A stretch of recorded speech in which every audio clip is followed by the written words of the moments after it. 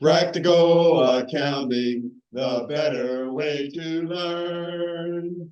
We're at module 13, financial analysis. The last one. The last one. If you've hung with us all this time, we thank you. And you are about to get in for a fabulous treat because at 13 point, at this module, we are going to give you the final word, okay? And it's all in the analysis, right, Professor? All in the analysis, and it all fits together. And we're going to tie it all together. We have a massive competition going on here with two companies, and we're going to break it all down for you with some horizontal and vertical analysis and some other stuff.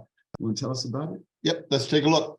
One thing about financial statement analysis that I will let you know is often it's covered just by memorizing a bunch of formulas. That doesn't work. It doesn't stick and you don't learn. So what we're going to give you here is the why and the how at the same time. So you understand why the formula is computed the way it is and how it is computed and what it means and who uses it. And tie it all together. And tie it all together.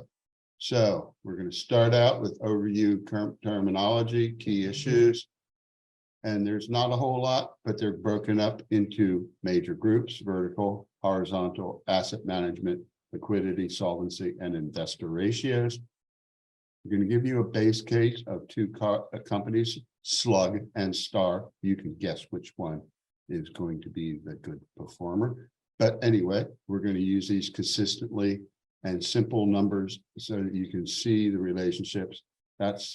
Then we're going to move on to vertical analysis, all in one page, show you for how Slug and Star are doing, how it's computed, and what it means and the analysis, and talk about some key margin ratios, particularly for the income statement ratios and how they're used both by external users and internal users.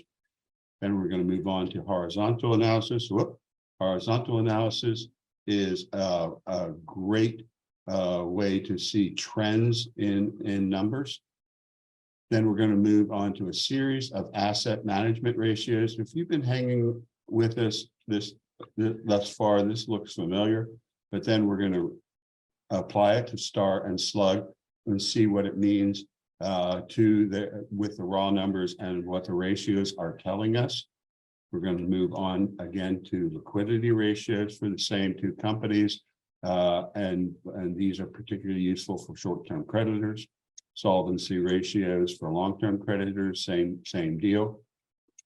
And then we're going to finish with investors in stocks, use ratios to evaluate performance, and then bring in market price as our final. So we will see you inside and come with us as we evaluate these companies in Excel, the better way to learn. All this content And more at practicalaccounting.com. See you there.